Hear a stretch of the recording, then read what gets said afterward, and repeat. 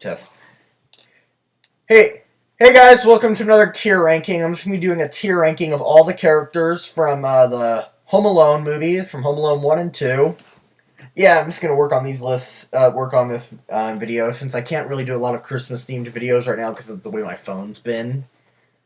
So I couldn't really I couldn't really edit the video that well. I couldn't really edit my video, so I decided to do another Christmas themed video for the Home Alone franchise, to one of my all these characters, to one of my favorite Christmas movies, Home Alone and Home Alone 2.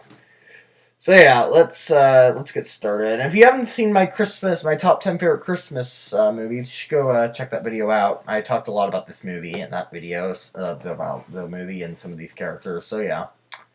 Anyway, let's get started.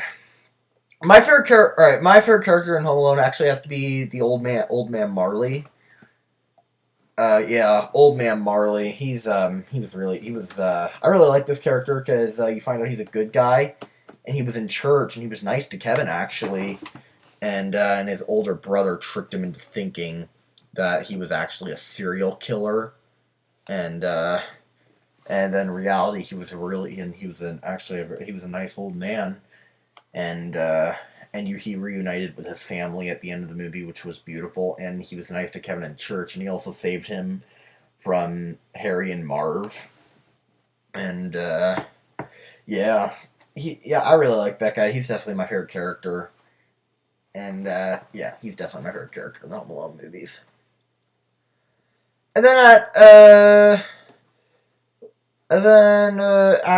behind the old man Marley would have to be the Wet Bandits, Harry and Marv. Yeah, they're one of my favorite Christmas movie villains. One of the funniest movie villains ever. They're very, very funny. They're hilarious. The Wet Bandits, aka the Sticky Bandits, they're very funny. I love Harry, and Marv. He's very funny. They're both very funny because Harry's very smart. Harry is smart, but then Marv is just plain stupid. And they're very funny, both of them. They crack some pretty funny jokes in the movie, and they're very funny. So yeah, Harry and Marv, the Wet, aka the Sticky Bandits. Yeah.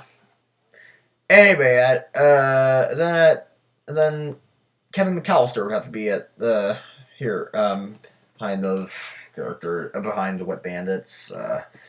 Yeah, Kevin McAllister. You gotta love Kevin McAllister. I mean, he's the main star of the movie. Macaulay Culkin killed it as Kevin McAllister. That has to be one of the best child acting performances in a movie. One of, if not the best child acting performance in a movie. He's very good. He's definitely one of the. He has to be the best child actor. That has to be the best child acting performance in a movie. I don't know. Maybe I don't know what is. I don't know who is, but he's definitely one of them. Yeah. I mean, he's very funny. He cracks some very, very funny jokes. This house is so full of people, it makes me sick. When I grow up and get married, I'm living alone. Did you hear me? I'm living alone. I'm living alone. Oh, you guys give up? Or are you thirsty for more? Uh, yeah, they're hilarious. He's very, very funny. And he sets up all the booby traps, and I made my family disappear. Yeah. You gotta love Kevin. You gotta love Kevin McAllister. Because he's the main star of the movie, and you gotta love him. Anyway, at the then Mr. Duncan, I'd put in the S, bottom of the S tier. Yeah, like you gotta love Mr. Duncan too. He was one of the best characters in Home Alone too. He really was. He was a very nice guy. He was a very, very nice guy. I mean, he donated all that money to all the kids on Christmas. I mean, that's a very, very good deed. And then and he was a nice guy. He was nice to Kevin, and then he was nice to all those kids, and he has to be the nicest character in the Home Alone movies, and yeah. Yeah, that's why he's definitely one of the best characters in the Home Alone movies. That's why he's in my top 5 favorite characters in the Home Alone movies. Anyway, and then at the A tier would have to be the Pigeon Lady. Yeah, you found he was a lot like Marley, like you, old man Marley. Like you find out that she's also nice as well, and because Kevin was also scared of her, but yeah, she was nice to him. That scene was very nice. That scene was a very nice scene with him and with her and Kevin. They were talking about they were that scene was very nice. She was telling him that it's never too late to make a good deed on Christmas Eve, and that was a very, very nice scene. And yeah, the Pigeon Lady she was very nice, and so she was very nice to Kevin, and the ending scene was beautiful with Kevin. It was very heartwarming with Kevin and the Pigeon Lady, and so yeah, that's why she's in top of the A tier. And then at the I'd probably put Johnny from the Angels with the Filthy Souls and Angels with Filthier Souls. I already quoted the line from Angels with Filthy Souls in my top 10 favorite Christmas movies when I was talking about Home Alone in that movie. I didn't quote the one from the second one. The one from the second one's pretty funny. I'm gonna give you to the count of 3 to get your lousy, lying, low dumb 4-flushing caucus out my door. 1, 2.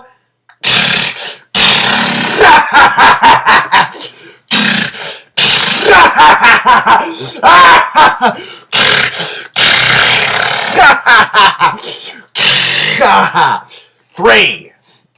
Merry Christmas, you filthy animal. And a Happy New Year. Yeah. Oh my god, Johnny's hilarious in both of those movies. Johnny was very, very funny in both Angels with the Filthy Souls and Angels with Even Filthier Souls. Yeah. The one from the second one has to be the best one. Angels with the Filthier Souls from Home Alone 2. That has to be the best one. Best one with Johnny in it. And, yeah. That's why he's hilarious. He's definitely in behind Pigeon Lady in the A tier. He's hilarious. So yeah. Anyway, then at the I'm at the C tier now. That's not many characters in. Or sorry, B tier. Excuse me. Yeah, B tier. Then I'd probably put the pizza delivery guy. He's pretty because I mean he's only on screen for a few minutes he was on screen in the opening and then he's on screen in the middle of the movie. Yeah, he's a funny character. I mean, he's that decent. I mean, he's not really on the screen that much, and the fact that he does not report that scene when he was tricked by thinking that there was a serial killer inside the house. The fact that he did not report that was just ridiculous. That would have been reported. But yeah, I mean he's not on screen that much, but yeah, he's a funny because he's been in some pretty funny scenes, and so yeah, that's why I'd put him in the D tier. Or I mean, I'm sorry, B tier. I don't know why I just said D tier. Tongue twister. Yeah, the B tier. So yeah. And then the C tier would have to be Kevin's parents. Yeah. Yeah, I feel like Kevin's dad is kind of a little bit of a better parent than his mother, because he's more decent but they're not the greatest parents because I mean they're completely oblivious in both movies. They have no idea when they get to the airport. They have no idea that he's missing. They don't even question when they get to the airport. They're just on the plane. They don't even question till later. Like, they're completely oblivious. That would never, ever happen in real life. Unless if you have parents who's completely oblivious like these two. But, like, that would just never happen. going to the airport and stuff. Like if you're going to the airport, getting on the plane. If you forgot your child, if you were in such a hurry, they would have noticed that they were one. He was missing in one of the cars, and so in one of the vans they were in, they would have noticed he was missing, and so yeah, but yeah. I mean, they're completely. I mean, in real life, they would have been founded for Child Protective Services, and yeah, they're just not. They're. I mean, I do. I mean, the father is a little bit better at handling things. He's not like completely hyper like the mother is, and so yeah, they're just in the C tier. I mean, they're not as. But I mean, they're not. I mean, they are good to Kevin when they find him and stuff, and but then at the beginning of the movie, they are not very nice to him. But then at the end of the movies, they're nice to him. So yeah, they're just not as interesting as the other characters I have on here. And then at the C tier, and then at actually I forgot to put Gus Polinski in the B tier. I mean, he's not. I put him actually behind the pizza delivery guy, in front of the pizza delivery guy. I forgot to talk about him actually. Um, yeah, no, he's actually a pretty good character. He helps Kevin's mom, and he was pretty nice actually. He was explaining. He was very nice to Kate McAllister, and yeah, she was. I liked Gus Polinski. He John Candy did a good job performing as Gus Polinski, and he comforts her in the car in the van, and yeah, he was a nice guy. But yeah, I forgot to talk about him earlier, but I just remembered. So yeah, I'd put him in the B tier. All right, back in the C tier. I'd probably put let's see, Fuller McAllister, the guy played by Macaulay Culkin's younger brother in real life. Um, yeah, yeah, he's not really on screen that much. All we just know him because he drinks so much and wets the bed, and and his parents are always like, "Go easy on the fluids, pal," and yeah, he's just not super. I mean, he's not really on screen that much, and so he's not really on screen that much, so you don't know that much about him except that when he drinks all the fluids, he wets the bed and stuff, and yeah. So yeah, there's that's really all you know about him, and yeah, he's not the most interesting character. Then I'd probably have to put Megan behind. Yeah, Megan's not super interesting either. Like you just don't really. Megan's like, I mean, yeah, she was kind of mean. She was mean to her brother at first, but then she gets actually concerned later about. She gets concerned later about Kevin, and yeah, yeah, she wasn't that. She's not really on that screen that much either, so you just don't really know anything about her. She's just you don't. She's not really on screen that much. Then at I'd probably have to put Uncle Frank's wife, Leslie McAllister. Um, yeah, you don't really know much about her either. I mean, she does help Kate in the middle of the movie when she does. She tries to help Kate in the middle of the movie, and but yeah, you don't really know that much about her. She's a decent wife, but and she tried to stop Frank from stealing that pepper, that crystal, and yeah, she's a decent wife, but she's just not that interesting. You don't really see her that much in the movie, and so she's just not that interesting to me. Like you just don't really see her that much. So yeah, that's why she's in the C tier. Okay, then now I'm onto the D tier. Uh, I'd probably have to put Linny, the sister. Yeah, yeah. You don't really see Linny that much. It's she's kind of a little bit like Megan. She was kind of mean to her. She was mean to her brother at first, but then she was concerned about Kevin later because he was home all by himself, and now she was concerned about Kevin like Megan was. But Megan seemed more concerned though, and and Yeah, she was that girl who said, "You're what the French call les incompetents." But yeah, she's just another. You don't really see her that much. Kind of like the other characters. A lot of these characters you don't see that much. So yeah, not really. Yeah, that ends with her. Next, and then I'd probably put the managers on. I'd probably put the managers here. Yeah, I wasn't really into the managers either. They just though they were kind of funny, I guess, but like they're just especially that one, the main guy. He was creepy. Like he was stalking on Kevin. I mean, yes, Kevin was not supposed to be using his dad's card, but it's just. But he got a little bit creepy. Like he was just literally in the, like when like that guy that could have been a real guy in the shower for all he knew, and that was creepy, and he took it a little too far. The other managers are not that interesting either. Like they're just, I'm not into them.